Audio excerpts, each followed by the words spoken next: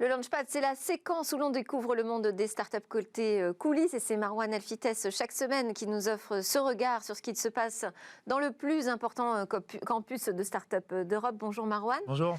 Alors aujourd'hui, on va donc commencer à défricher ce sujet des NFT. Ensemble, on va voir comment les startups s'en emparent.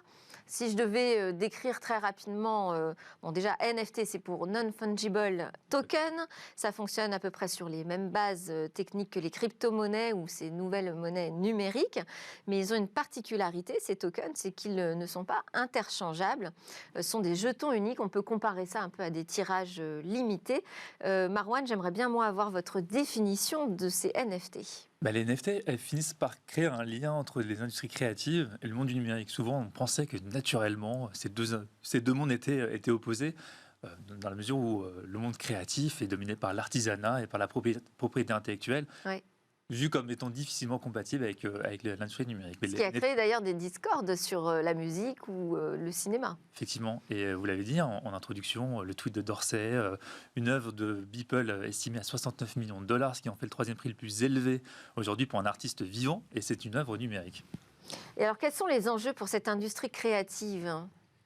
Souvent, on disait que le monde de la réalité augmentée ou virtuelle, le monde de l'intelligence artificielle ou le monde de la blockchain allait remettre en cause la création telle qu'elle existait jusqu'aujourd'hui, alors qu'en fait, on est en train de voir qu'elle l'augmente, qu'elle l'accompagne et qu'elle crée de nouvelles possibilités.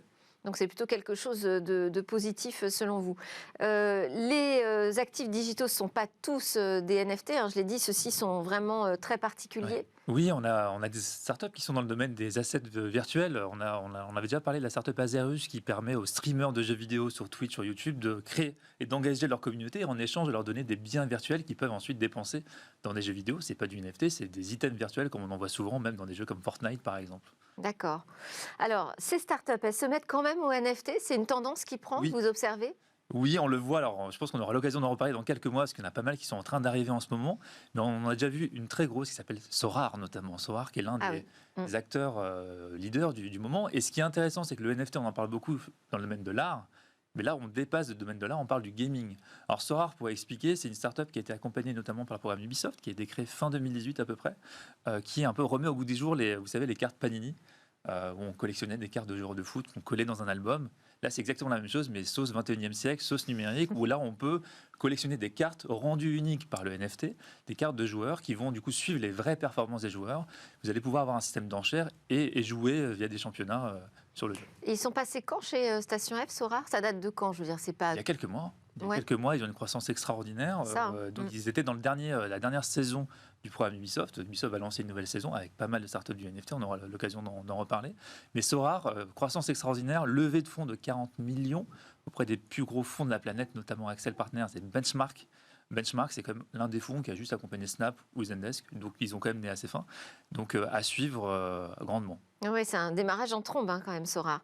Alors, au-delà du NFT, toujours, vous voyez des applications de la blockchain qui se développent dans les startups que vous hébergez ? Oui, alors, NFT passionnant parce qu'on voit que la blockchain dépasse le monde des crypto-monnaies, mais aussi la blockchain, vous pouvez voir différentes applications, notamment au niveau de la contrefaçon. Saifem, qui est une startup qui est passée par le programme Thales et le programme LVMH, permet de traquer les produits contrefaits via les prises de photos et via de la blockchain derrière. On a aussi des solutions qui utilisent la blockchain pour construire des identités virtuelles, notamment la solution Gravity qui permet à des citoyens, notamment en Afrique, d'avoir une pièce d'identité virtuelle sur leur téléphone.